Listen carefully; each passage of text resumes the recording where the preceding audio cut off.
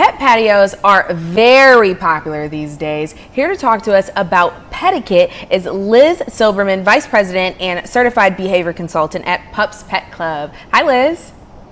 Hello, how are you? We're great. We got to talk about this petiquette. This is the first time that I've ever even heard about this.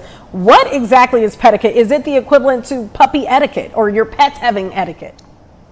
That's exactly what it is. So it's really making sure that you can take your dog with you into all spaces, especially public spaces, and making sure you really both understand expectations on how to behave and not only what not to do, but what to do in those spaces and situations. So why would you say there's a growing increase of people bringing their pets to public spaces? So, as I'm sure you both know, people have different relationships with their dogs now than they have in the past. And that means we just want to take them with us everywhere that we go. And so, our partnership with the Sheraton Grand and what we do at PUPS Pet Club is making sure that we give people and their dogs the tools to take them everywhere with them. So let's talk about that. What kind of things do you teach the owner and the pet about petiquette? Yeah. So it's making sure again that we can have everyone understand the expectations of how to behave in public.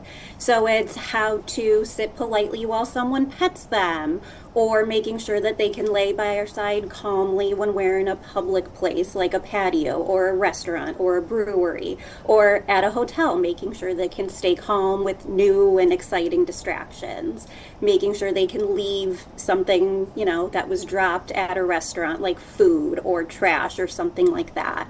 And again, making sure they can just behave overall and stay calm. So typically, how long is the training course? Because I know sometimes, puppies are kind of rambunctious. Do people bring in old dogs? How does that work? So people bring in all sorts of dogs, from puppies to adults to seniors, and the class is usually about an hour. But the main thing to remember for this class and for dog training in general is it takes practice, and practice makes progress. So in all classes, we teach you what to do, but then it's making sure that you practice at home and gradually into more exciting and potentially overstimulating situations like a patio to, again, make sure everyone is set up for success. So Liz, when I lived in California, people took their dogs everywhere. They took them to the grocery store. They took them to the coffee shop. I mean, they were literally like the date, right? They're the date of the person that's out. In Chicago, it seems like we are kind of leaning more towards that. I've been here back home about 8 years. We're slowly getting back towards that. Have you seen where restaurants and more public places where people go in public are embracing people bringing their pets? Oh, for sure. So really the best example is our partnership with the Sheraton Grand. And they do really fun things like this Pups on the Patio event, where it's a really fun event where people can go with their dog and then go and do all of the fun Chicago sites like Navy Pier or the museums. And then our Pups Pet Club, one of our locations, is right next to them. So they can drop their dog off at daycare with us and do all sorts of fun enrichment activities with us and have their own vacation and great time. And then everyone goes back to the hotel. They're nice and exhausted and tired, and everyone can get a great night's sleep. So talk to me more about this partnership with the Sheraton Grand. How much are the tickets for training classes? The tickets for this event, it's $35. The event is this Saturday, the 26th. You can purchase tickets on Eventbrite. And it's about an hour, like I mentioned, and it's going to be at the Chicago Burger Company, which is the patio that's attached to the Sheraton Grand.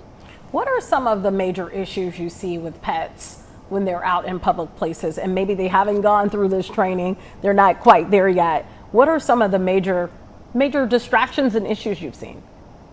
Yeah, I think especially being out in public more, dogs tend to get really excited and overstimulated. So when they see another dog, they might lunge and bark at them. Or, especially in cities like Chicago, there might be trash on the ground. So trying to pick up and eat everything there. So really getting into training is important and practicing those. So when you do get put in that situation, you're ready. So say I bring my dog out to a restaurant. What's the first thing that they should be doing as soon as we get in the restaurant? Do I take them to go sit down? Do I bring them with me the entire time? What's the first thing I should do when I get to the restaurant? The first thing you should do is make sure to give them cues and set expectations for what you do want them to do. So bring some treats with you, maybe a little towel or a mat or even their bed, and tell them to lay down or pet them while they're sitting right next to you. Again, it's not just telling them, no, I don't want you to do that, but it's making sure you're telling them, I do want you to do this, and reinforce that behavior throughout. I know sometimes it's easier to train a puppy because, this is their first time learning this stuff, but you may have an older dog. And as our society leans more to taking dogs,